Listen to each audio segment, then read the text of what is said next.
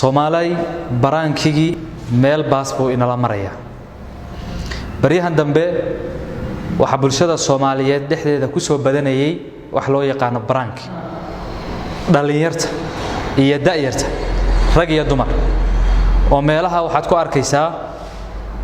iyadoo la leeyahay hebel oo hebel baraanki ku qabtay ama hebel oo hebel ka yaabsaday ama hebel oo hebel ka naxsaday laakiin waxaad isweydiisaa inanka iyo inanta duubaya baraankigow baraankigaaga aad duubayso diinta ma u bandhigta waxa isweydiin leh baraankiyada hadda dhalinyartu ay duubayso ee la soo gelinaya baraha bulshada maxaa ku jira ee diinta khilaafsan waxaan leenahay waxa ku jira inta soo qodob ama arin oo diinta ka soo horjeeda oo inaan halkan ku soo koobi karay laakiin tusaale hadaynu soo qaadano waxa ku jira oo diinta khilaafsan badina ay ka midaysan yihiin in qofkii muslimka ahaa la argagax gelinayo laga naxsanayo arinka noocaasina diintu waa diiday xadiidka abi daawud uu soo saarayo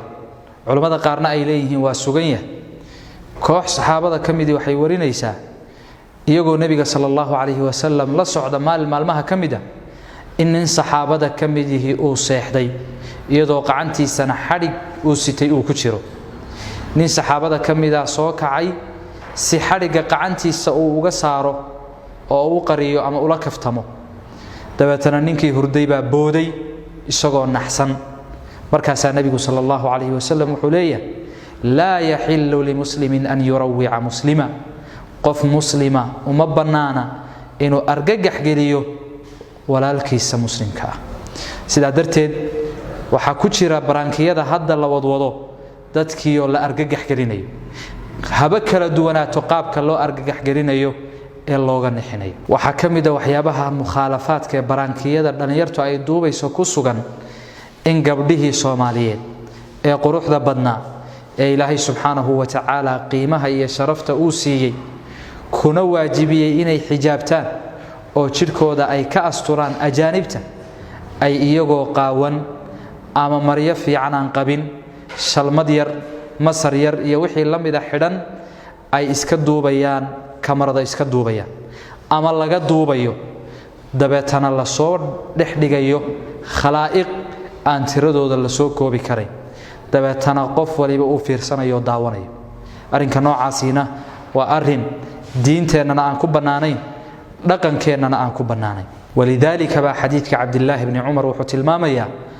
nabigu sallallahu alayhi wasallam inuu yiri almar'atu awra gabadhu waa awra weey awrana waxa la isku ogaa in la asturo oo waxa weeyaan la qariyo oo dadka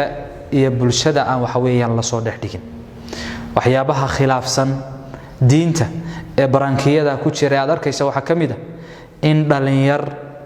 ajaanib kala ah oo rag iyo dumar ah ay isdhexgalayaan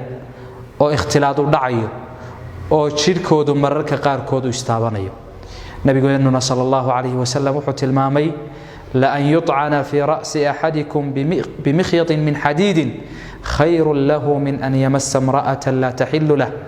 midkiin in mahad hadida madax lagaga mudo iyo in gabadh ajnabi ka ah uu taabto oo jirkoodu ay istaabtaan labada arin waxa u khayr badan in maxaadka madaxa lagaga mudo ayuu nabigu sallallahu alayhi wasallam uu tilmaamay sida darteed waxa aad arkaysaa in mararka qaar kood ay dhalinyartu iska soo duubayaan iyagoo la faraka ciyaarayo oo jirkii istaabanayo isgaarayo iyadoo ajaanibka la kala yahay oo aan waxa weeyaan mahram laysu ahayn waxa kamida waxyaabaha la yaabo ee laga yiqiiqsoodo ee dhaqanna aynaanu lahayn diintuna aanay ogolayn in ay iska soo duubayaan dhalinyartii iyadoo ay iskorkorayaan oo dusha la isaga baxayo oo yaani hawshii dhexmari lahayd nin iyo gabadhiis waxa weeyaan oo meel qarsoodiye ku dhexmari lahayd bulshada lala soo wadaagaya wax u eeg oo waxa weeyaan la soo dhexdhigay waxyaabaha aan la yaabay waxa kamida ee maalin dhaweed aan ku arkay Facebook iyo baraha bulshada in gabadh da'deedu 20 aan ku qiyaasay intay mikrafoon qaadatay cid kamarad ka duubtana ay diyaarsatay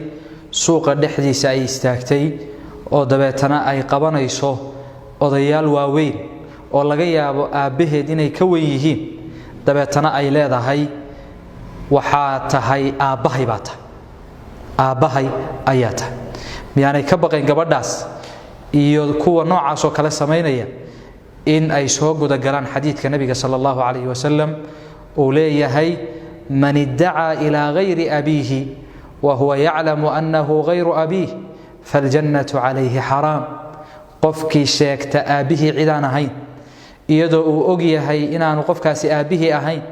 jannadu waa ka xaraam buu nabigu sallallahu alayhi wasallam u yiri waxa laga yaabaa in dhalinyarta qaarkood oo barankiyada noocaas duubaya oo bulshada la wadaagaya ay ku andacoonayaan oo ay leeyihiin kaftan baan uga jeednaa bulshadii inaanu ka qoslinaanu doonayna waxaynu ku waleenahay war kaftanku xad buu leeyahay aan la dhaafin oo aan laga talaabin waxaanay tilmaamaan almizaahu fi alkalaam wal af'aal طبعا مثل الملح في الطعام يعني كفتنكم هذا لدا دخدودا lagu kaftamayo ficilada dhexdooda lagu kaftamayo wuxuu la mid yahay milixda lagu darayo cuntada hadii milixdii cuntadii laga badiyo cuntadii way fasahaadaysaa hadii kaftankii la kaftamayay hadalka dhexdiisa iyo ficilka dhexdiisa la badiyana waxay noqonaysaa in hadaladii iyo ficiladii ay wax weeyaan fasahaadaan oo wax fool xun ay ka soo baxaan waxay shariicadu tilmaantay nabigu sallallahu alayhi wasallam hoog wuxuu u sugnaaday qofka dadka u sheekaynaya dabeetana been sheegaya si wax weeyaan uu uga qosliyo hadii marka ujeedadaadu ay tahay inaad dadka ka qosliso ku soo jiidato lagugu barto dabeetana sidaas darteed aad ficilada noocaas ee muharramka u sameynayso hoogaas nabigu uu tilmaamay ayad waxa weeyaan soo gudagelaysa waxaynu ku soo gabagabaynaynaa anigoon dheeraynaynin war Soomaaliy like raadinta iyo share raadinta iyo comment raadinta iyo subscribe raadintu yaani rabbigeen inaga fogeyn